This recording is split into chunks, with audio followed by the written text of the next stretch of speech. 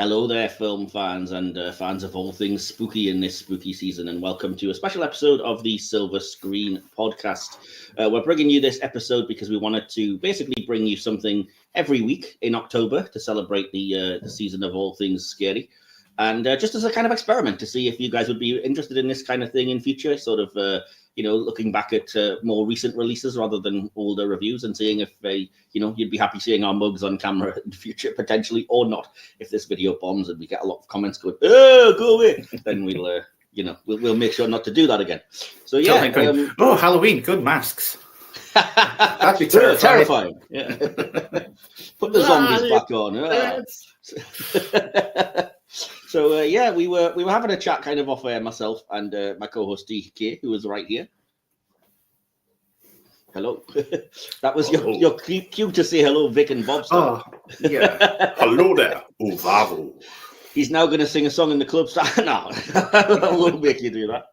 But we had a chat off air about what we could do for this video and decided it would be interesting because there's been a lot of kind of big horror films this year to talk about the best and possibly worst horror of 2025. Now, just to give the disclaimer, we haven't seen them all. I mean, we have a lot of busy lives and, we have podcasts doing and everything. So there's going to be films that we haven't seen, including some pretty big franchise stuff, if I'm honest, because they're just franchises I have no interest in. So if you're here for our opinion on things like The Conjuring Last Rites or The Strangers 2 or The Black Phone 2, all pass me by because I have no interest in those particular ones. Oh, fuck. I love Conjuring and Black Phone, and I missed those myself. Really? Well, that was your cue to watch them. Schoolboy error. Anyway, so but we have seen quite a lot of them, and like I said, there's been some big releases, and we're going to hopefully guide you through them, give our thoughts and opinions, and hopefully get out of here within a reasonable time. So, how are you doing anyway, DK? Just to give a quick introduction, you doing all right? I'm not doing too bad, mate. I think the thing that struck me with the ones that we did watch is that a lot of them wouldn't be, in my opinion, any considered straight kind of horror. The ones that I've seen that are horror, fair enough, but there's some ones in this list that I wouldn't necessarily peg as horror, but we're getting a pretty broad definition this year, I think. Yeah, I think even the ones that are obvious horror have something else to them as well, so that you could kind of class them as two genres. I've got a kind of list here chronologically of the order they were released, and we'll give you our thoughts as they come.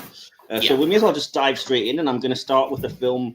It's technically a film that was released in 2024 in most of the world, but it wasn't released here until 2025, and it was my first disappointment of the year, spoiler alert, and that is Nosferatu, the remake.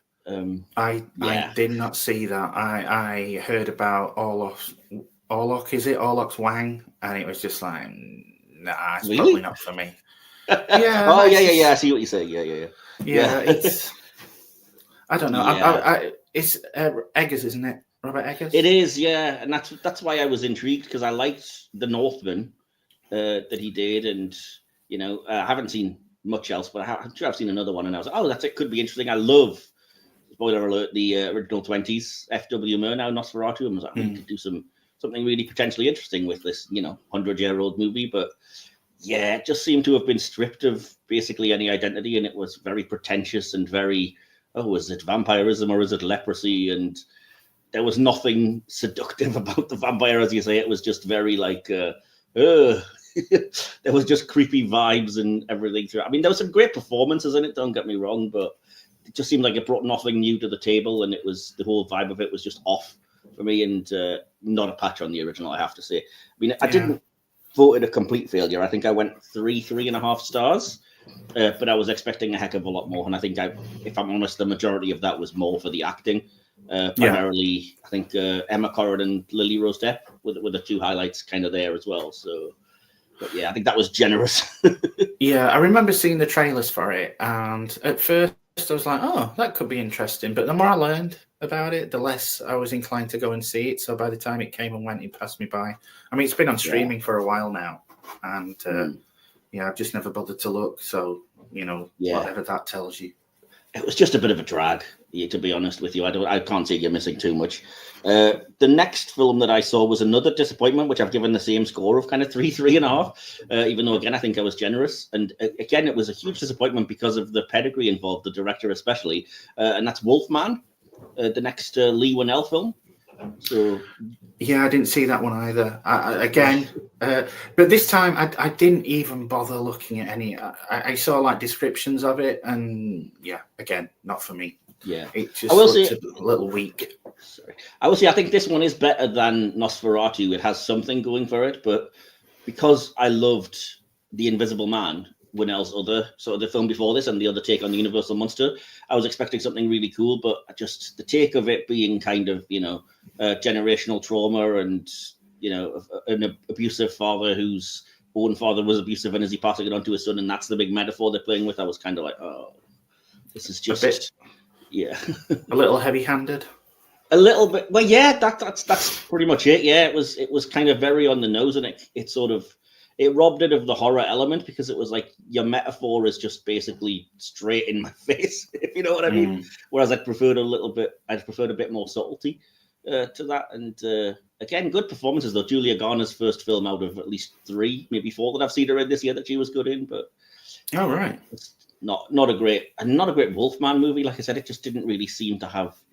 Like it could have been anything. It could have been any monster that the guy was transforming into as the kind of, but it's an allegory for abuse, and there was no reason to kind of make it a wolf, I guess. So, yeah. Yeah.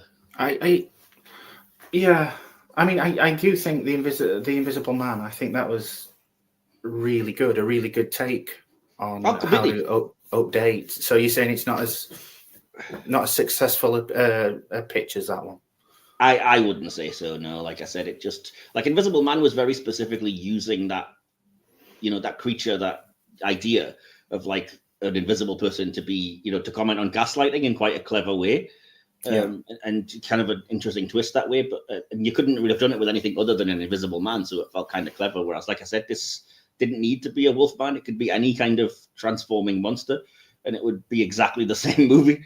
So, yeah, bit of a shame if I'm honest. And I didn't appreciate the family angle. I've never really seen that in Wolfman movies, so I wasn't really bothered about the like dad with the son and I'm terrible for him, and am I actually just getting ill, or is it a slow transformation into a wolf or whatever? And it comes off at parts. I feel that every time I get ill. That's kind of what it's like, though. But it does it's like for me, the Wolfman thing is like full moon happens, you transform and you go about whatever you're doing and have some horrible business, and then come back and you turn back. But this was like it was played more like Cronenberg's The Fly, like he was slowly turning from a man to a wolf over like days and days on end, and I was like, I can't be doing with it. You've not sold these two to me. I'll be honest. Well, we are getting to better territory now because we're getting to one of my favorites and a strong contender for my film of the year. I give it a 4.5, but I may even stretch that to a 5 on reflection. That is the first of 2 movies that I actually own, although it was a bitch to track down. And that is the movie Companion. Take a drink. I literally got my first aid in my hand right now. If you're listening on audio, you missed out on seeing it. So yeah, I love this movie so much that I am devastated that it hasn't got a UK release, and I still don't know why. I haven't received an answer other than there is no release date planned. We'll let you know if there is one. So I got so sick of waiting that I literally had to import the French 4K Blu-ray. 4K. There's no Blu-ray with it. 4K disc just to actually have a copy of it. And I will say it looks incredible. It's I give it a little watch just to see what it's like, and so good. I was just putting it on to see, make sure the language and everything was right and the picture quality was good, and I got sucked in and was like, after 15 minutes, I was like, shit, I probably just sit and watch this. But it's that kind of movie I got sucked in. I loved it at the time. It's entirely my wheelhouse. It is one of the ones that I think were alluding to that you probably wouldn't necessarily say is horror. It is, yeah. And don't get me wrong, I really enjoyed it. Not quite as much as you, obviously. I think the performances in this were really, really good. Sophie Thatcher, especially. Yeah, but I wouldn't exactly paint it as horror unless yeah, it would. I mean, I'll be honest, it was nice to see Rupert Friend get killed again. But yeah, I enjoyed it, and I like what it had to say. I like what it had to say about the way women, to some extent, are objectified, and the whole, I guess you could say, kind of incel movement and how women are inherently trying to be controlled by men. Yeah, not just women either. That's one of the things I liked about the movie is that there's a gay relationship and there's a gay man who's in the same situation, because it's more, like I said, it is that, but it's also just controlling people in a relationship, Yeah. people that are controlling and that are not abusive in the way that you would outwardly know, but kind of mentally so, I guess. Yeah, there's a lot of I guess you could say manipulation in this. Yeah. And I like what it has to say. But would I classify it as horror? I don't know. But it got enough. It got enough crap in there to keep me entertained. I would call it horror because of the nature of, it's bloody and there's lots of killing and everything involved. And, I would class the Terminator as a horror film. So, I'm kind of... Oh, fair enough. Yeah, I think the thing that disappointed me, and like I said, it's not the film itself didn't disappoint me, but I said to you shortly after I watched it, I could swear. And as you say, these things are ubiquitous anyway, but I could swear I've seen something like this or read something like this before that maybe was a little too close to this. I'm sure. Yeah. The central idea isn't really a unique one. It's kind of more about how clever it's kind of, like I said to you off air, it's kind of the way that it's delivered for me that makes it a little bit better than, because I'm sure, like you said, I'm certain there's going to have been episodes of like the Twilight Zone, the Outer Limits and stuff that have all dealt with this, if not, many other things. But I have to say as well that I kind of don't necessarily want to spoil it, even though it is pretty spoiled by, the DVD cover and whatever else anyway. But I was lucky enough to go in completely unspoiled because the central idea of the movie, I wouldn't really even call it a twist, was never in any of the trailers. It was just played like a psychological horror movie. And so I was really interested to see, like, what's I kind of knew, not through you. I mean, this is, but I kind of read what the twist was going to be a few months back. So I knew fully well what was going in. So it was nice to see the little breadcrumbs scattered throughout the start. I'm not going to say anything, I'm not going to spoil it. But it was nice to see that the foreshadowing, if you know what it is enough to keep you satisfied. But like you, if I'd have gone in with no clue, I would mind blown. I would have been. Yeah, I kind of was, because I mean the scene that I remember seeing in the trailer, completely devoid of context, was the scene where Iris is holding her hand over the candle and generally her arm just goes set on fire. And I was like, whoa, how is Jack Quaid convincing this woman to just stand there and burn? That's such an intriguing idea, without knowing, like you said, without any of the spoilers of the context. And I was like, that's really kind of a cool. And I have to say, Jack Quaid, totally performative. He's an absolute ass in this, which I'm not necessarily used to say. Like, I like him in The Boys, I like him in Star Trek, but he's always kind of the out of his depth kind of good guy.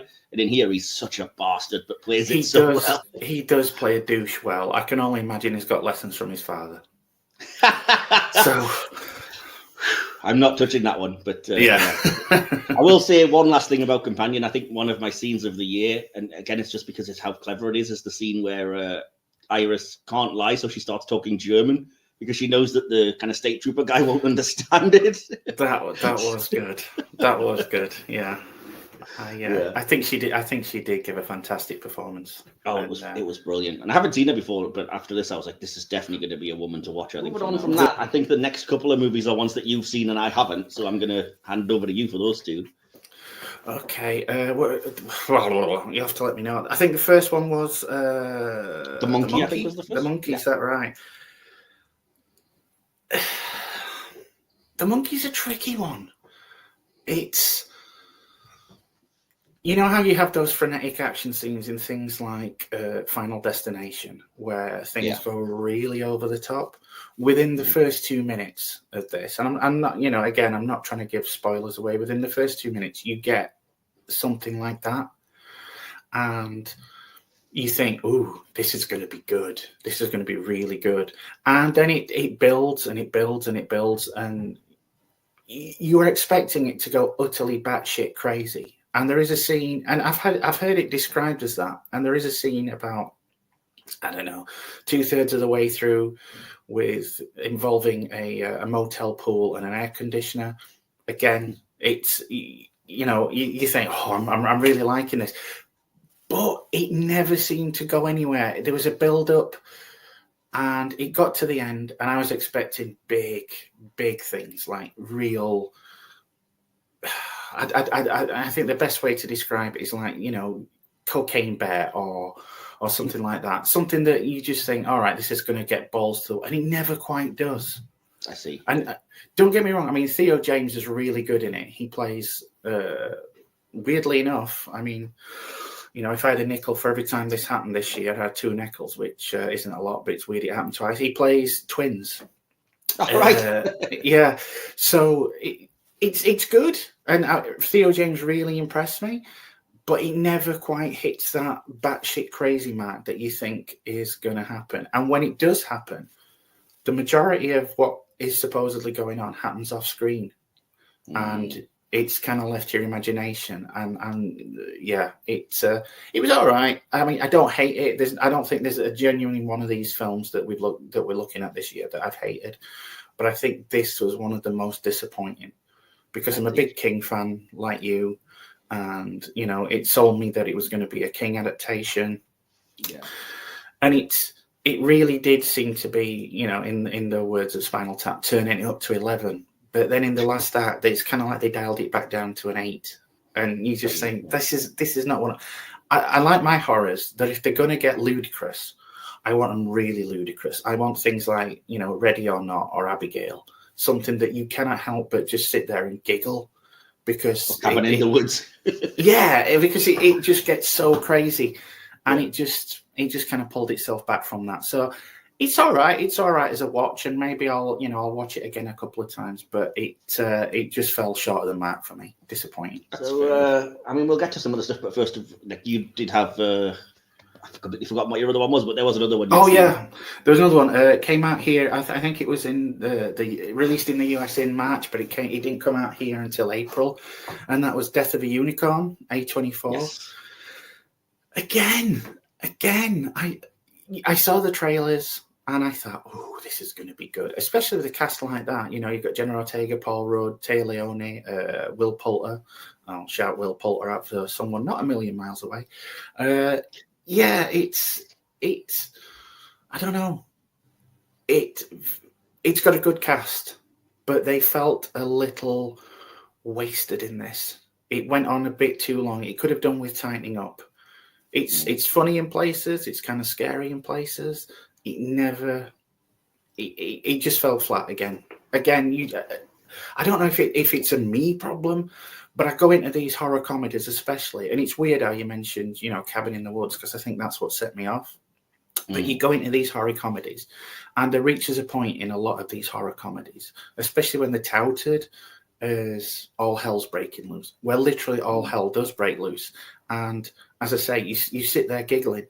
And I was expecting that with Death of a Unicorn.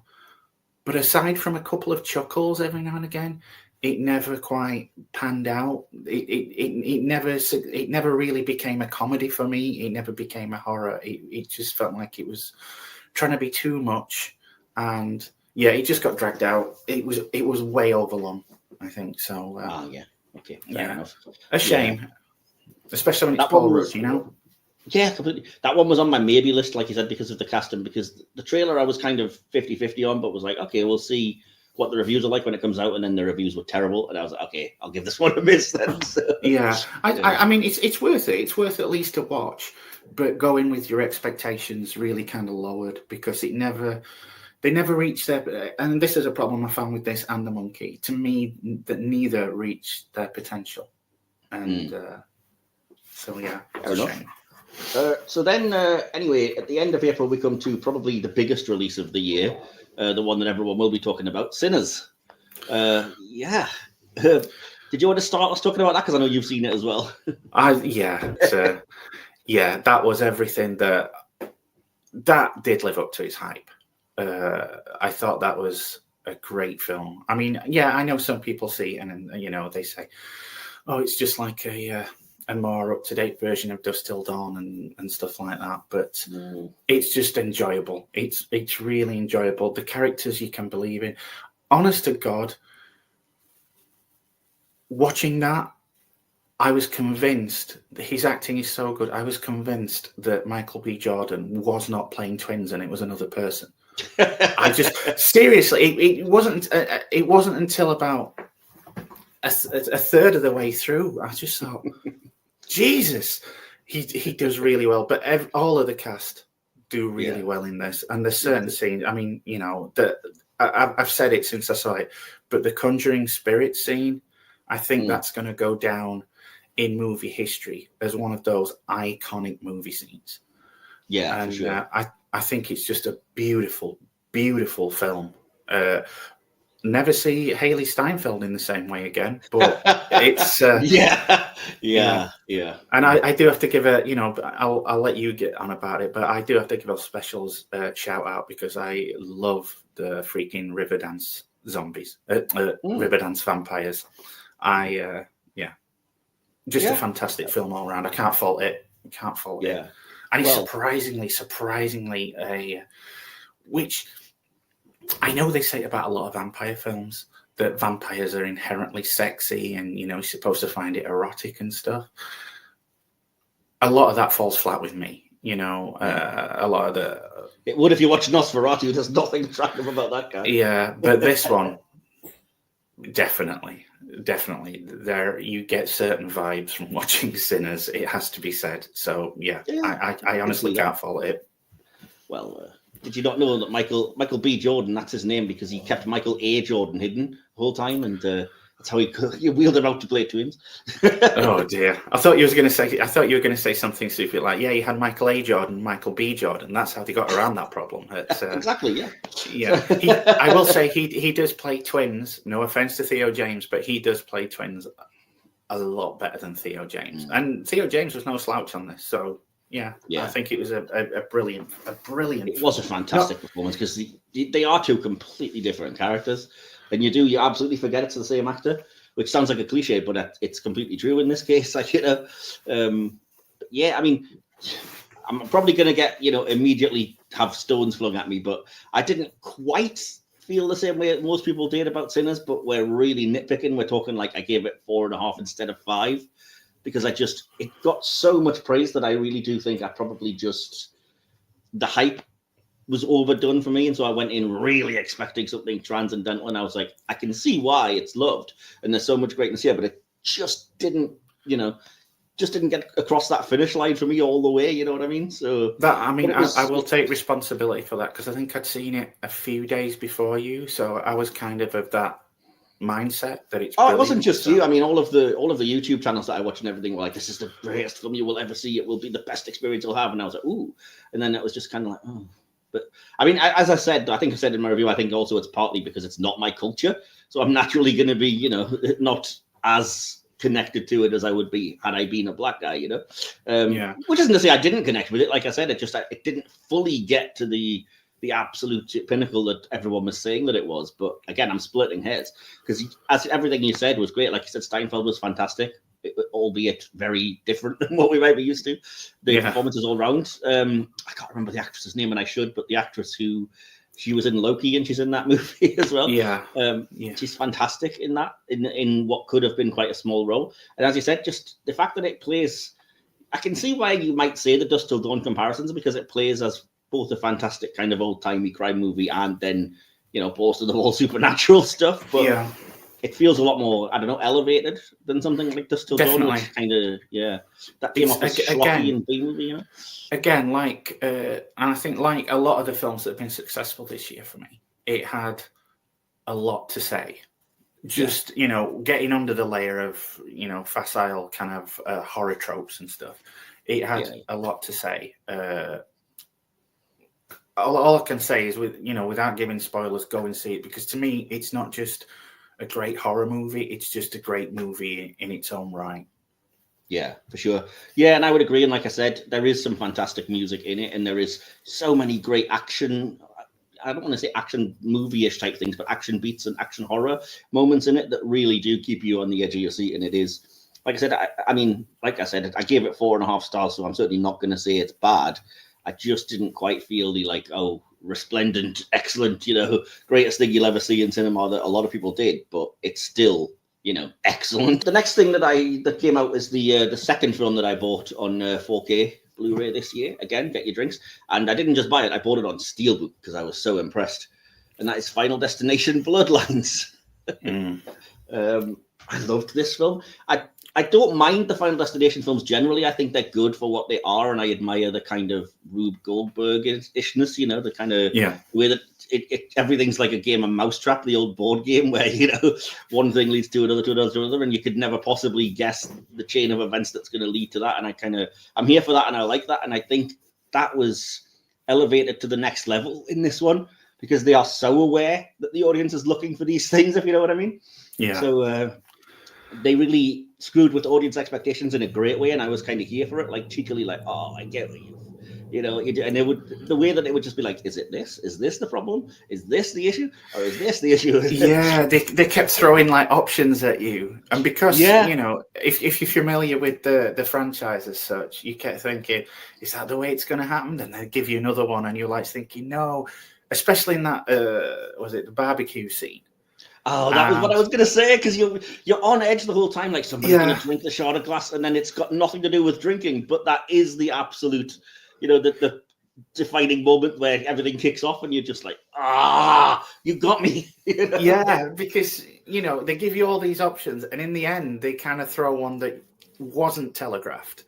Yeah, exactly. And I love that. I love that it seemed, as I was watching it, they were having as much fun making it and coming up with ideas as we were. And it goes to, I know they kind of tie it back to the older films, but there's those like little Easter eggs for longtime fans, like the logging truck and the again, I'm not going to give spoilers, but when I say the MRI machine and the guy's tattoos that referred back to a certain movie poster, I was just thinking, that's clever. I like that. Yeah. So I loved that. That was another great example of kind of something that was completely innocuous that ended up being key, that you weren't, like you said, everything was telegraphed, and then things that were going to be important weren't. So when the guy's like attacking the vending machine to try and get the thing out that's stuck, and you see the springs kind of coming undone, and then nothing's done with that for like 10 minutes, and then it becomes pivotal to how somebody dies, and you're like, I did not see that coming. No, because by that point, it's thrown that much stuff at you. Exactly. You've forgotten that. You've forgotten that, and you just So I honestly just thought it was really well done. Really well done. Yeah. And I have to say, there's a couple of big scenes where it just doesn't. It knows not. Subtlety isn't the key here. So there's a few that I really appreciated where it was like, is the danger this, or this? Surprise! It's all four. Yeah. That's how I felt in that opening scene. Do you know? Oh, that's completely. I love that scene. It was bugging me. You know what my memory's like. It was bugging me for the longest time where I had seen the goddamn girl before. Oh, you didn't know it was Stargirl? I didn't. I thought I'd seen her in something, so I looked it up, and then I saw, obviously Brett Bassinger, and I just thought, you fucking idiot. I went in knowing she was in the movie. I mean, they advertised her as having a lot bigger role than she actually does, but that opening scene is fantastic. It is so well played. It's so tense. And oh god, yeah. It's so. This is what I mean. This is one of those films that to me went batshit crazy and did it well. Yeah. Even though you know the premise going in, you think I'm not gonna be surprised, and yet it still did. And I watched it with my dad, and he was like saying they never allowed this in cinema, surely. Oh, they did. I saw it. Yeah, and I'm just saying, it was just so much fun. So much fun. Yeah, it was worth seeing with an audience because the combination of shocked responses by some and just laughter by others, including me, when it was just kind of like, you gits, you got me. You know what I mean? When it's some of those moments, because that's kind of the film it is. But it's also, it's the 6th installment in the series, and I think it's cleverer than most of the other sequels. Certainly since like 2, because it got very kind of like, okay, we know what to expect for some of the later sequels, and then ideas like the penny that you mentioned, the fact that is. Like, you don't have to know this, but if you realize that it is the harbinger of death of the film, like wherever the penny goes, somebody's going to die. And it's a through line throughout the entire movie, right the way to the very last surprise scene, where it is the key. He drops it, yeah, and exactly. It's Yeah, I can't. I honestly, I can't. You know, when it comes to things like legacy sequels, and I think it's been long enough between this and the main franchise that it is kind of considered a legacy sequel. Yeah. They're kind of hit and miss. Sometimes they're all right, sometimes they're not so good. But there's an element of nostalgia. Apart from the Easter eggs, I don't think there was very much nostalgia, and I think that's why it kind of worked. It was almost like almost like a reboot kind of thing, but still tying it back. And I think it just worked tremendously well. I don't think it gets as much recognition as it should have, because I think it was a really fun movie. I think it did. I think people were pleasantly surprised, and it's the highest grossing Final Destination movie because, like I said, people, I think once they heard not to just expect, oh, it's another sequel, there's something else about this, I think people did go and see it. But I do like you said, you can watch it on its own, but if you are kind of a fan or you've even followed the franchise, the kind of central idea is really clever within itself, where the Bloodlines title comes from, without spoiling it. But you could also link it back to literally all the other movies if you want to. You know, this general idea, and you'll know what I mean by that. You know, these people are all linked now. You know, so even though they don't seem like they are, but you know, it's so clever. It's a genius idea. And as you said in your review, we've got to shout out R.I.P. the late great Tony Todd. Yeah, it's his last film performance. He does look a bit ill in the movie, but it's still great to see him again in another Final Destination movie, in another horror movie, and he just comes in, drops the mic, walks off, and steals the friggin' movie. Considering what happens, and you know, his dialogue in that, you cannot help but get a lump in your throat. Oh, completely. Yeah, and I have to say that they kind of realised that as well, because the steelbook that I showed you earlier, the picture on the insert is Tony Todd, who's got like 3 minutes of screen time. I don't know if you can see that. But well deserved. Well deserved. Yeah, and just a great actor. But yeah, so suffice to say, we were all kind of happy with the Final Destination Bloodlines. I think that was another I gave around 4.5 to, and the second of 2 that I've bought so far. So the next thing I have on my list, How We a Hinny Man, it's 28 years later, Spikey. Yeah, I remember the reviews on this being all over the place, because it wasn't what people were expecting. Yeah. I mean, for what it's worth, I enjoyed it. I really liked it. I enjoyed it. I'm not 100% sold on the Jimmy Savile Power Rangers. That's the thing that really worries me, especially with the sequel coming out in January, because that is the focus of it. Yeah. See, I watched it and had no idea there was another one coming until after. So yeah, I mean, I think everybody was basically expecting another 28 days, 28 weeks kind of thing. So aside from that, what was it, 5-minute sequence at the start, you never really got that. It was more like I guess you could say, a kind of family drama for a lot of it.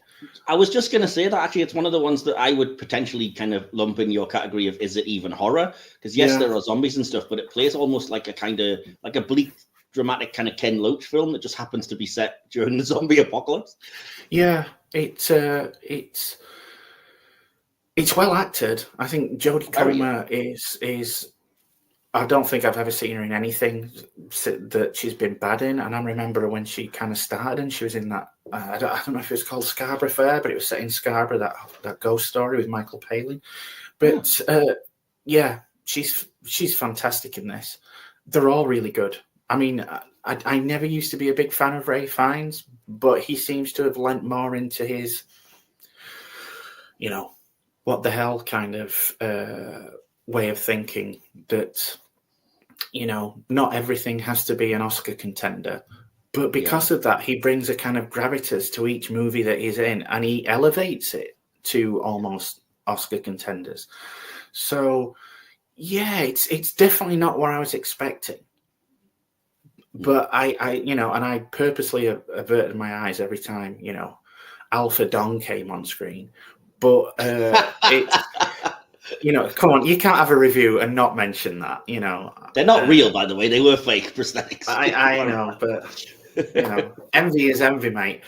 So, yeah, when you but by the time the credits rolled, I was both intrigued, because I didn't expect that ending, obviously. I by that point, it did a Final Destination, and I completely forgot about that 5-minute sequence at the start with the kid. Yeah. So it is kind of teased out, by the way, because they do find the body hung up in that room where it's got Jimmy scrolled on the body and stuff. Yeah. So it does keep it in mind. You just don't realize until the very end, like, oh, there's something else going on. You don't. So it, like I said, it threw me. Like you said, God knows what the next movie's going to be like. But this one, it held its own, and it held its own in a way that it didn't just do a carbon copy of the two previous installments. So I was pleasantly surprised. I don't think I don't think I could ever describe it as my favorite one this year, but it holds its own.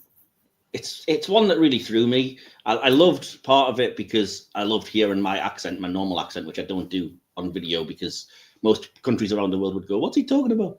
But I loved hearing that in a full-on movie for 90 minutes, whatever it was, and was like, oh. And I have to say, flawless. Aaron Taylor-Johnson and Jodie Comer sounded like they could be my mom and dad, from down the street. Yeah.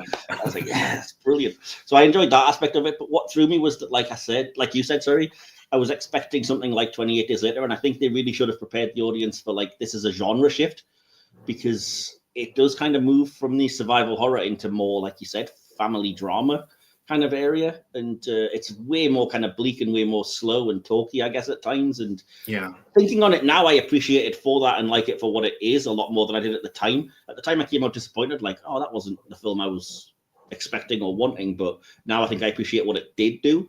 Again, it's not going to be my favorite of the year, and it's not a film I would rush to rewatch. I wouldn't mind seeing it again, but I'm not in a hurry to buy it or rush around and watch it again. And like I said, I'm really worried because the thing that everybody liked the least, including me, is the thing they seem to be focusing on in the sequel, this stupid Jimmy Savile gang. And I'm like, this could go bad. This could go very, very I mean, bad. if you're going to base a character on the look of someone, it wouldn't be that individual. That's the point, I guess, isn't it? It's the social commentary of this, in this alternate universe, they didn't know any of this, and this is what they're commenting on. But again, it's such a fine line, and I just hope that they're commenting in the right way, if that makes sense about it, and not being, and it does feel a little bit like, is it just for shock value? Because if so, then don't do it. You know what I mean? So, but we'll see. But it is going to have to be a fine line. It's, I can get why a lot of people were disappointed in this one, because if you are going in expecting a sequel, a straight up sequel to the previous two, it's so far removed from it at some point that you can't help but go, the hell am I watching? So I'll quickly go through the next one because it's one of those that's questionably horror. I don't even know if you've seen it, but Predator: Killer of Killers. Yeah, this is the other one I haven't seen. I was going to try playing catch up with this, but I just didn't have the time. So I will get to it. But I didn't see this. I thought it was great. I liked it a lot. It's a continuation of the kind of, I guess, re-elevation of the Predator franchise after Prey. And I liked what it did, even though it's animated. I think it used the animation genre really well. It's clever the way that it's 3 separate stories, but also not. So I thought it was very good. I went 4.5 with it, and I'm very cautiously excited for Predator Badlands, even though I know it's got a lot of flack for, having a Predator that doesn't look quite right or whatever bullshit people are complaining about this week. So, but yeah. It's worth the time. It's worth a watch then, yeah?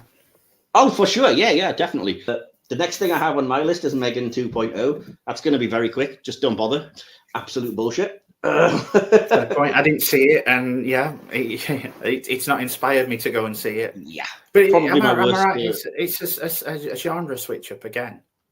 Yes, I mean, yes, effectively. I mean, the first one wasn't really horror to start with, but it had that kind of, as you were saying, that balls to the wall, like cheeky, what we're doing, and they're so aware of that. And I just feel like this film was made by people that were just like, we have to make a movie so we can get TikTok clips that'll go viral, and you can't do it that way around, if you know what I mean. You can't aim for that. So everything was just so smug and self-aware, and the film itself wanted desperately to be Terminator 2 and isn't fit to, come within 5 feet of licking the boots of Terminator 2. Fair enough. Moving on. I would just say avoid that one like the plague. Megan 1 was an interesting kind of fun thing. Give it a watch. Megan 2, just don't bother. Okay. So the next one is the other big one that I know you haven't seen, and I won't spoil, but it's a huge release, which is Weapons. Again, you'd be forgiven for not knowing this is a horror movie, and I suppose there's to be potentially hard. It's definitely what I would say, I don't like the term, but it is elevated horror. There's a lot more to it. There's a mystery at the center of it. There's way more social commentary throughout that you can pick up on if you want to. If you don't, it's a straight enough story within itself as well. But I did appreciate the kind of the references to various issues like, abuse, alcoholism, drugs, people struggling to find their ways in life. It could be read as metaphors for school shootings or anything like that. And yeah, but at the center of it, if you want to just watch it as a straight up, it's a mystery, this is the solution, it's a horror film, boom, it works on that level as well. But I was really impressed with it because I just thought, there's no way the resolution to this can be satisfying. And a lot of people, I think, weren't particularly happy with it because it wasn't cleverer or whatever. But I was happy with it. I thought it did what it set out to do. I'd love to know your thoughts when you do see it. But again, without getting into spoilers, because it is so heavily even marketed as just like these kids all went missing at the same time, except one. What happened? What's at the center of all this? That's really all I can say, except do go in, not spoiled. Don't spoil it for yourself, because I think part of the joy of it for me was unraveling what the heck was going on. And it is told non-linear as well. So it goes by character. So you see events like from a different perspective 2 or 3 times, because it's like, first it's Justine's perspective, then it's, the head teacher's perspective of the same events, but then some things that she wasn't present for, etc. So it plays out quite well in that way, kind of unraveling the mystery in sort of small ways like that. And it's just the second of the 3 great Julia Garner performances. The third being the Silver Surfer in the film that we won't talk about because it isn't horror. So. Yeah, fair enough. I'm looking forward to seeing that. I think you'll like it. I hope you will. I can also, I don't know. You may well think the payoff isn't necessarily worth it because it's so built up, but I thought it was fine, to be honest. I mean, I didn't expect that it was going to be, earth-shatteringly like, wow, I didn't see that coming or whatever. But yeah, it made sense, and that's all I was happy with. Was just like it didn't cheat. And all the pieces came together, and I was like, okay, now this all makes sense in my head. Fine with it. Right.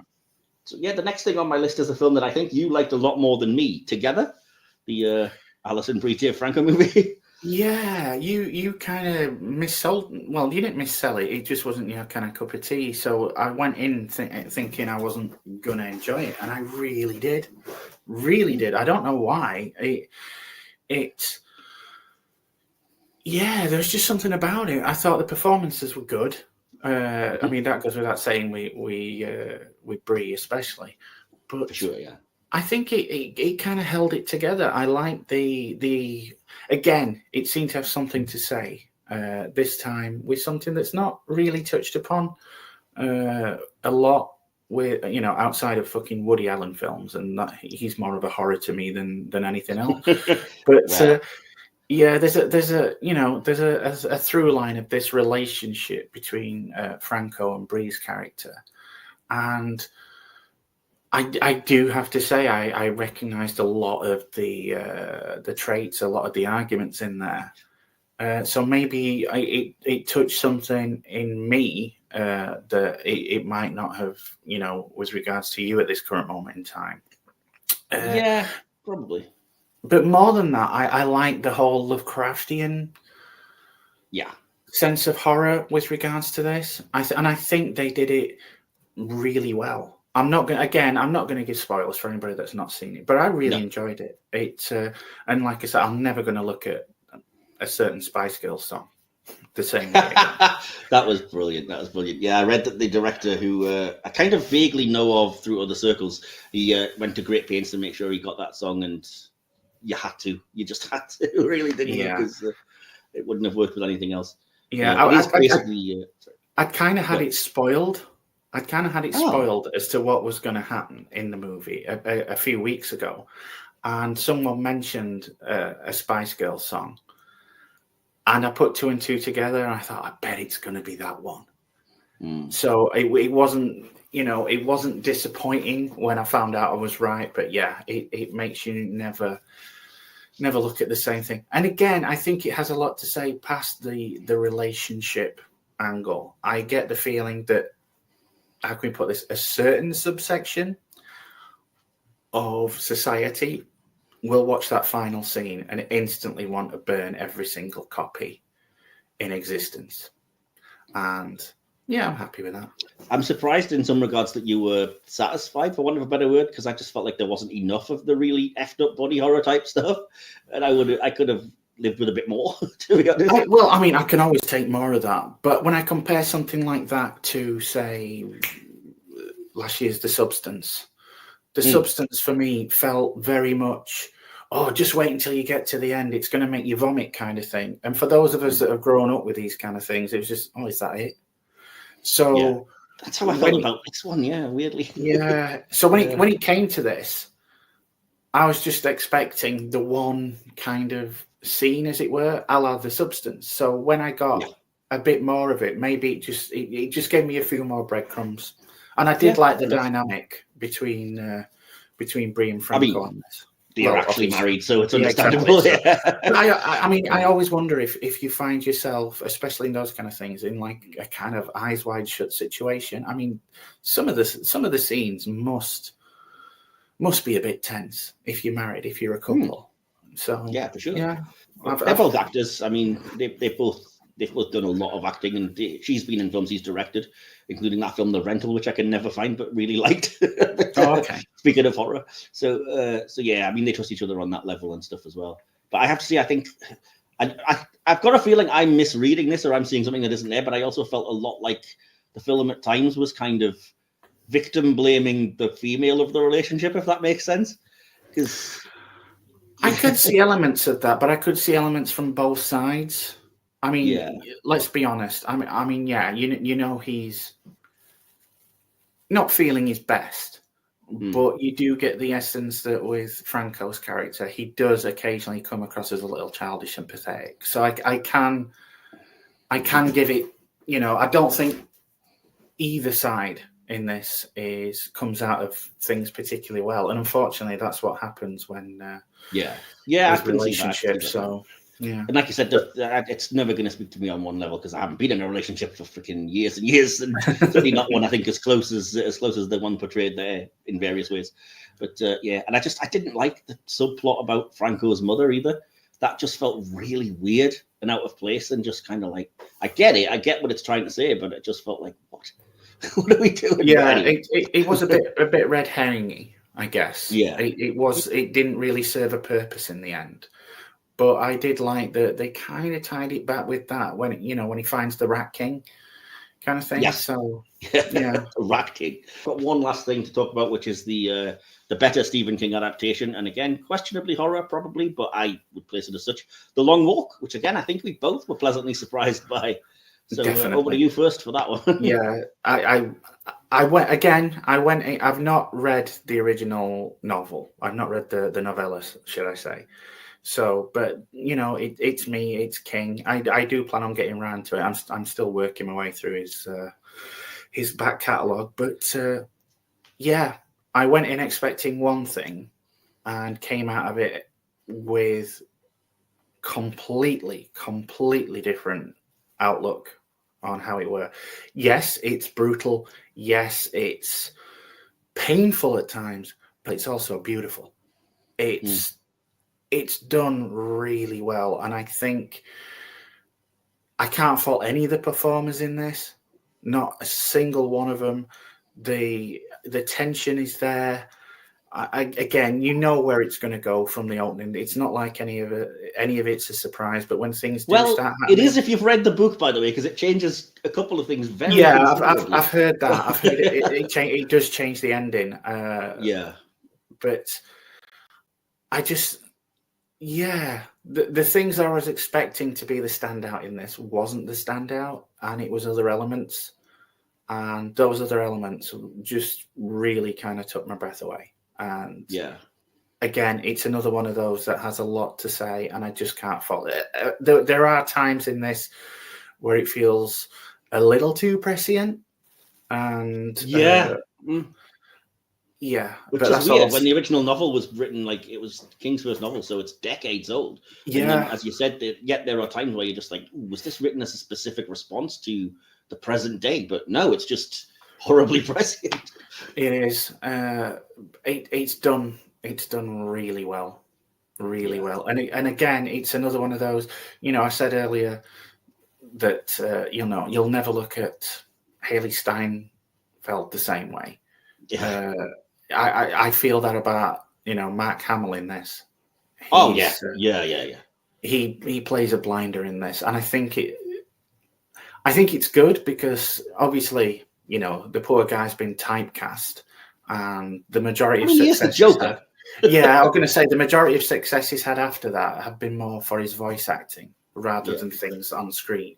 So I think when a lot of people see this, they should be pleasantly surprised. I think it's just a really good film. It's horrifying, but there's a level of beauty in this thing that I wouldn't expect at all, and that blew me away. It absolutely is, and I love the fact that it takes the time to kind of to deal with the bonding and the relationships that form between men, which a lot of times you just don't see that kind of thing on film. And there's the horror elements to it, but some of the best parts are just like the little conversations and the little moments of of them getting close to each other. The hint of a little bit more than that, I think, was necessary and could have been a little bit more brave about itself, perhaps. But again, I don't recall that being present in the book, but I read it years and years ago. I do know the main things that were changed, but I definitely don't recall that part. But I love that it does. Like I said, it is one huge metaphor for the futility of war, particularly when it was written in the Vietnam War. And I picked that up straight away from the movie. I think it's definitely doing more than the surface idea. Anybody can see that. But I also think personally the ending is just so bleak and so down, and not on the surface it looks like a triumphant, happy ending, but for me it absolutely isn't, because the ending is just like nobody comes out of this innocent. Nobody comes out of it, without having done horrible things, even whatever their motivation. And that's why I really appreciate this a little bit more than the ending of the book. The ending of the book is a lot more vague and a lot more just kind of like, oh, you've won, but what is ultimately it worth? Like you're just walking off into your own death kind of thing, and it's all futile, whatever. It's very kind of nihilistic, and this has that nihilism, but it's also saying something, which is, look what you fucking did to this guy. You know what I mean? So, and it doesn't feel the need to hammer you over the head with that. Like I said, there are people that I heard about the film from that were just like, oh, I love that the ending was so gratifying and so triumphant. And I was like, you have not understood that ending. It is not a triumphant victory, guys. This is one that I came out of with that gif of that guy going emotional damage. And I think it's a kudos to the performers, most of whom I would say are unknown for the most part. Well, I was going to say, did you know the lead guy in this is Philip Seymour Hoffman's son? I thought he looked a little kind of familiar. He was asked by the director if he was comfortable doing the movie, because he was saying he was going to play on having lost his own dad, obviously, because that's part of the back. That's not a spoiler, so that's the huge part of the backstory for that character. And you can see it, and he plays it incredibly. I think his dad would have been proud of him, man, to be honest. He's really good. And I do know the other guy, the black guy whose name I cannot remember. Pete. But I know him from Alien Romulus, where he was the best thing in that film as well. Oh my God! Is it? It's the guy who plays the android. The android, yeah. Oh shit! Yeah. I didn't pick up on that. Yeah. Oh yeah, I picked it straight away. Yeah, and I was like, this guy again, because when I saw Romulus, I was like, this guy is going to have one heck of a career. He's an incredible actor, because in Romulus he's switching between, good, bad, whatever else is going on, identity crisis kind of thing, and he plays it all really well. And again, seeing him in this, I was like, this guy, he's going to go far. That's 2 for 2 for me, this dude. And when you look at even the minor characters, they kind of push their way up to the front. They talk about them for a little bit, like Harkness and stuff like that, and then they make such an impression on you. I don't think there's one bad performance in this. As there is a lot to say, and I think that's the through line of a lot of these that have been successful this year. Yes, they could be considered horror, but just below the surface, there is a lot to say of each of these, and the ones that don't have been the ones that have fallen short for me. Yeah, for sure. And I have to say, shout out. I'm sure we've mentioned her many a time, but she always turns up for like 3 minutes in a movie and steals it. Judy Greer. Judy Greer seems to have in that movie. Yeah, that scene. But Judy Greer recently, she seems to have gone from, flashing certain parts of anatomy in Arrested Development. To Say just goodbye to being these. yeah, just to being like the mother of everyone in anything ever. So Well, she was always the quirky best friend, and I think her career has now graduated to the mother. But either way, it's not a lead role, sadly, because she's really good. And as you say, Hamill's performance has no hint of the kind of kooky, quirkiness of the Joker. It's just, I hate this guy. Good movie. Good movie. I also like the way it started off. It showed you the brutality of what was actually happening with that one sort of first shock, like, oh shit, someone's been shot, and it was really gross and showed you. And then because you knew what that was, it didn't need to show you any other time somebody was killed, because it was like, no, you've seen it, you've seen what's happening. Yeah, that was a shock. I'll put it that way. Yeah, they didn't feel the need to kind of up the ante then, because you'd seen that first one, and any kind of escalating moments when it involved a character's death were down to emotional stakes and as you say, the tenseness of the situation rather than shock value. Once they got that one out of the way, it became a movie of just how well is this thing written, how well is this thing performed. For sure, yeah. So I mean, another high recommend from us. Is there anything that you're particularly looking forward to horror-wise for the rest of the year? I don't know what's coming out, if I'm being honest, mate. I'll be honest, I am so excited for Guillermo del Toro's Frankenstein, and I hope it comes to the cinema. I don't want to just see it on Netflix. I love Del Toro, but it's one of those I can probably wait. I mean, it's going to be on Netflix anyway, because it's a Netflix movie. But Predator Badlands, I've already said I'm looking forward to. The Running Man, if you want to count that, we're hoping is another great Stephen King adaptation, the new version. Again, it's something I'll see, but I don't think it's something I'd necessarily head to the cinema for. Yeah. I mean, this isn't really horror, but the next Knives Out, I'm excited to see what that brings. Yeah. And the other one, which I've got on my list to go and see, even though I'm fully expecting that it will be crap, and I hated the first one, Five Nights at Freddy's 2. Because sometimes I'm a, sadist. Yeah, I've not seen the first one of that. You're not missing anything. It was terrible. Fair enough. I pay a monthly fee and see as many films as I want, guys. It's not like I'm paying it specific, which I wouldn't anyway, because the friggin' writers are, very American conservative maggot donor. So I wouldn't be giving Jesus. Yeah. So with that, careering into real life horror, we may as well wrap things up here. Do keep, if you're with us, keep enjoying all of our content. Hopefully, do like, share, subscribe, all of that good stuff. Let us know if you liked this video and if you'd like to see more, modern type reviews like this. If you'd like to see more of us on camera, or if you'd rather not, fair enough. Get debating in the comments. There's lots of films we didn't see, so start the conversation. Tell us what horror films you thought were the best and worst of the year. What did you think of the franchise stuff we didn't see? I really am interested to hear what people that like those franchises, what they may have made of it. All the socials will be, as usual, in the link tree in the episode description. We have now launched things like super chats and I forget what else, memberships and things, which you can go to if you wanted to, contribute a little bit of money, chuck in a buck, as it were, and help keep this thing going. You can see all the information about that below. We'll get into it, I think, on social media in future. Other things are coming your way soon. So, other than that, I'm just going to hand over to you, DK, for the final word. Anything you wanted to add? Not really. I think it's been a decent year for horrors, and we're going to be discussing, obviously, more horrors in the weeks and months to come. So, check us out, either on whether it be cinema classics, cult classics, or silver screen regular flavour. We've always got something. Yeah. And if not, it don't hurt to skip a month, but just come back for it. I really appreciate the views. Absolutely. And do check out our trilogy of the Living Dead reviews, Night, Dawn, and Day of the Dead, which are all up now. And DK, next week for Halloween itself, you do have another review coming. Did you want to? Yeah, speaking of Five Nights at Freddy's, we've got a cool video coming up, something with which was much better received than the Five Nights at Freddy films. It's the Nicolas Cage film, Willy's Wonderland. And I had a great time discussing that one. So, join us for that. Awesome. So, keep on tuning in for us. And, otherwise, in the meantime, in the epic words of Arnie, we will be back. You have been listening to the Silver Screen Podcast, hosted by Mike Wilson and DK. Behind the Scenes section by DK. Additional material by Mike Wilson. Follow us on social media, our YouTube channel, or wherever you get your podcasts. Link to all of these places can be found via the link tree listed in this episode's description.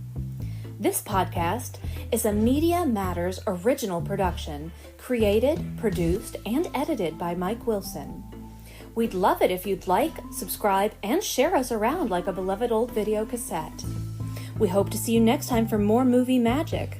Until then, remember, life moves pretty fast, so stop and watch a movie now and then.